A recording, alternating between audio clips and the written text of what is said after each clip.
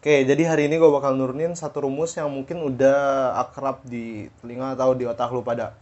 Itu tentang frekuensi gerak harmonik sederhana yang dimana itu ada benda, terus ada pegasnya gitu, wing wing wing disimpangin.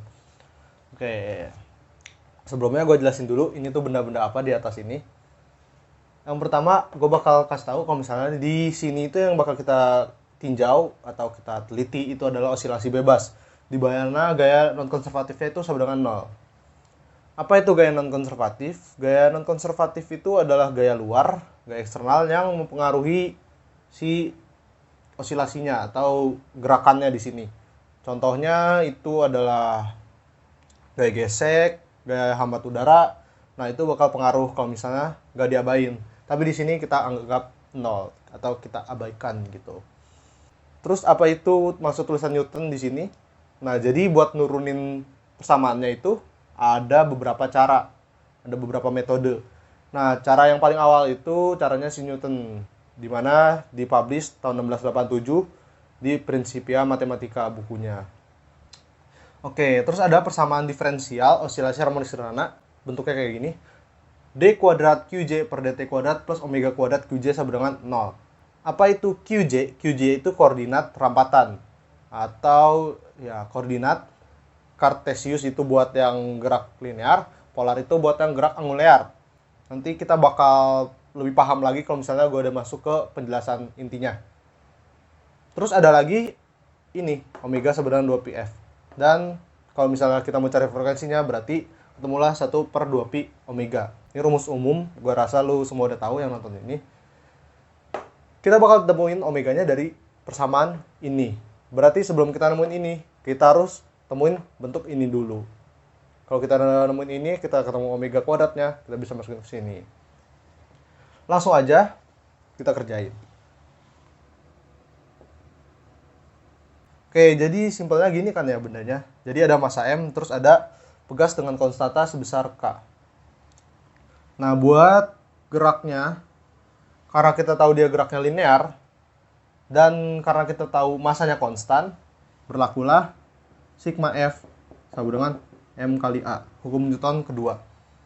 Gitu. Karena kita mau pakai caranya si Newton. Dan kita punya persamaan diferensial osilasi harmonik sederhana ini yang di atas. Kalau kita masukin nilai QJ-nya yaitu X, berarti jadi D kuadrat X per DT kuadrat tambah omega kuadrat X sama dengan 0. Atau gue prefer notasinya, gue ganti jadi X double dot. X double dot itu turunan kedua dari X terhadap waktu. Jadi kita bakal cari bentuk kayak gini nantinya. Oke, langsung aja. Sigma F sama dengan M kali A. Kita mau cari F-nya itu berapa. Nah, sekarang kalau misalnya kita tinjau, kita simpangin ini sejauh X ke kanan. Jadi, kita tarik sejauh X gitu ke kanan. Nah, ginilah. Tadinya posisi awalnya di sini gitu. Di sini. Sekarang ngegeser ke sini. Sejauh X.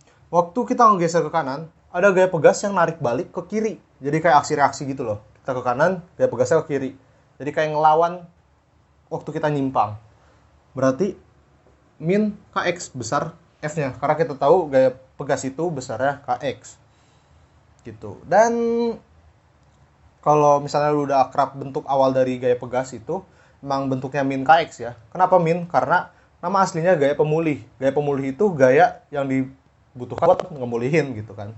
Kalau misalnya kita simpangin ke kanan, ya gaya pemulihnya ke kiri. Min Kx sama dengan M kali A. Dimana A-nya itu adalah percepatan satu sumbu, percepatan linear. Dan di sini kita nyatakan dalam X. Kita bisa nyatakan A-nya itu X double dot.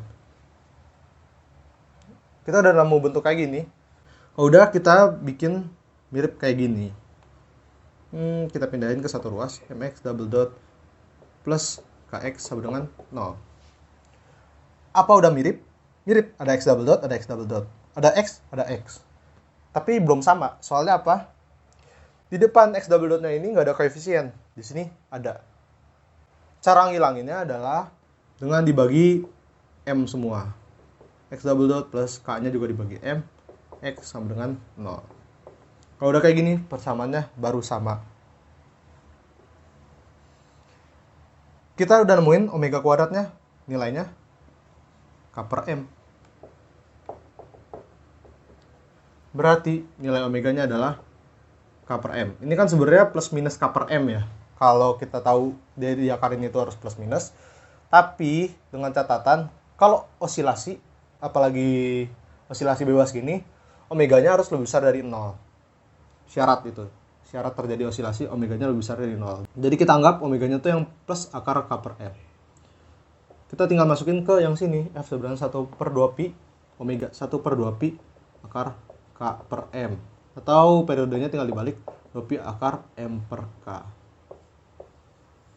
Jadi gitu, penurunan pakai caranya si Newton buat problem yang kayak gini. Next, gue bakal bikin cara buat nuruninnya pakai yang metode-metode lain atau dari tokoh-tokoh lain yang menyuarakannya. Jadi bisa diikutin. Thank you.